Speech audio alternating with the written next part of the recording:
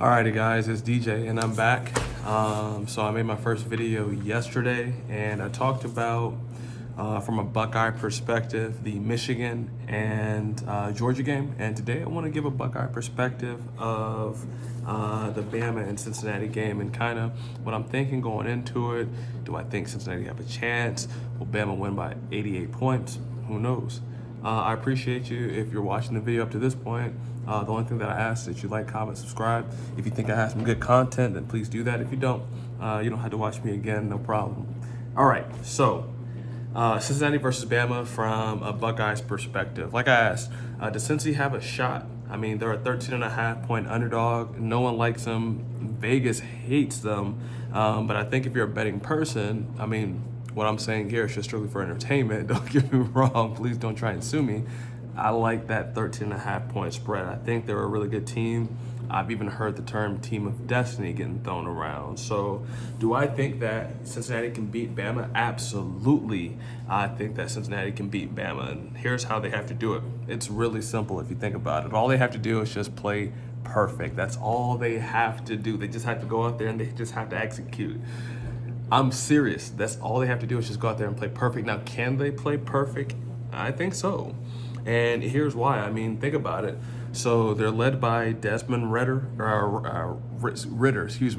who is a veteran senior quarterback. I mean, he can do it all. He can move around in the pocket. He has really great vision. And the one thing that you like is that he's a senior, right?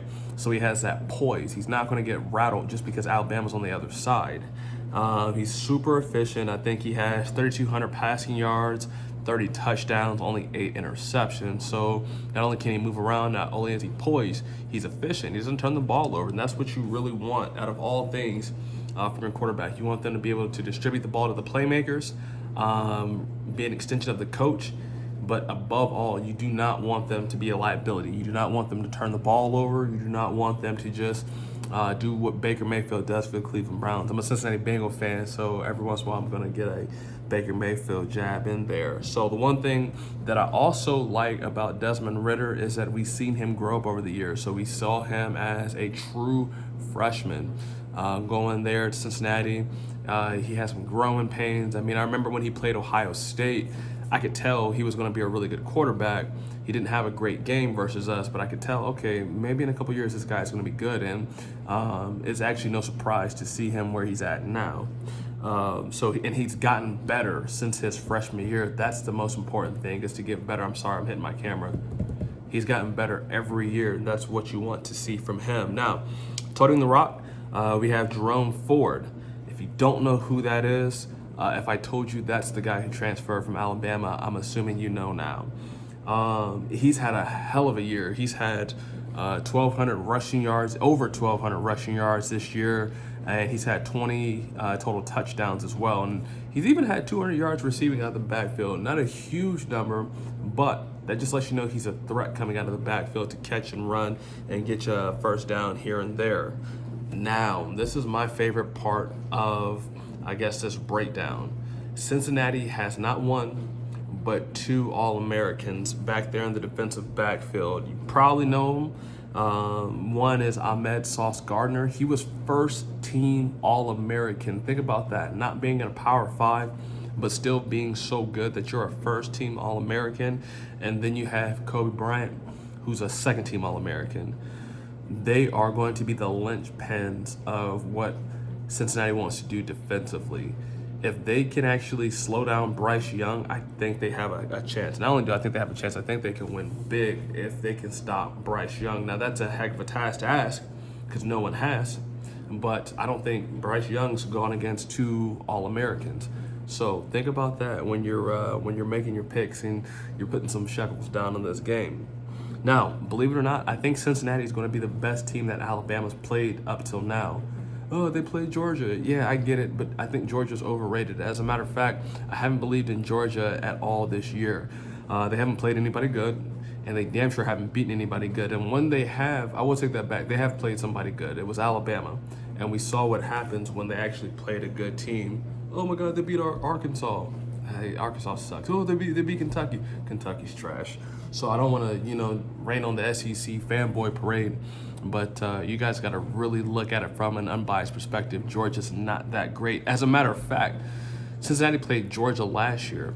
I think that they want to avenge that loss. They lost by a late field goal. It was 21-24. They've been hearing all year, they've been hearing since they've gone to this bowl game. As a matter of fact, no, they have been hearing all year that they don't belong in the playoffs.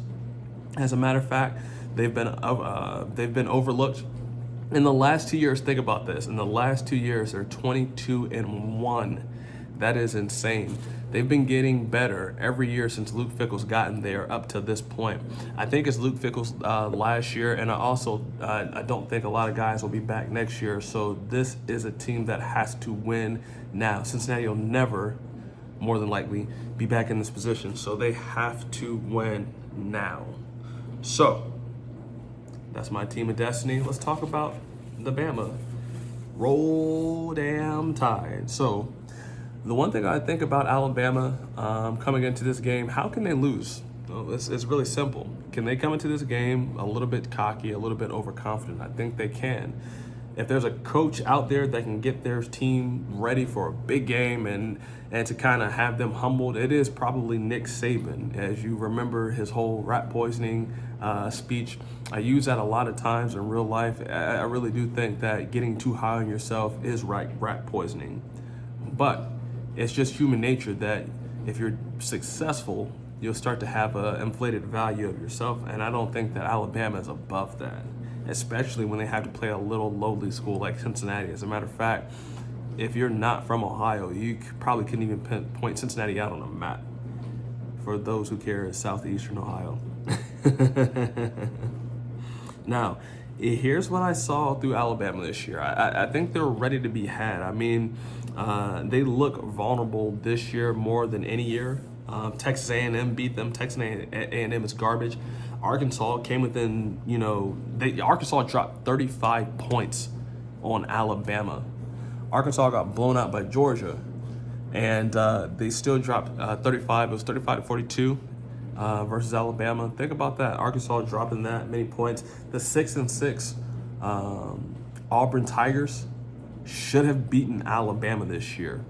They just let it go. They didn't know how to win. But a 6-6 team late in the season, being able to at least come close to that close to Alabama, they only lost by 2 points this year. So it was a game that they should have won. Nonetheless, it was a close game. Now, the one thing that I'm starting to see with a lot of Alabama people, SEC fanboys, and even the media guys on ESPN is that we're starting to become prisoners of the moment. So we only remember what Alabama did in their last game. We don't look at their totality of the whole season. If you look at what they've done all season, you could see why I think they can be had. And you can see why Cincinnati can be the team to actually knock them off. And don't forget, they beat Florida. But Florida, who just lost their bowl game to UCF today by 12 points, lost to Alabama by 2 points.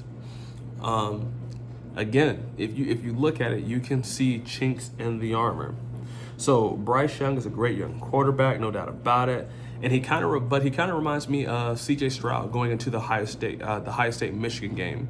So C.J. Stroud was riding high.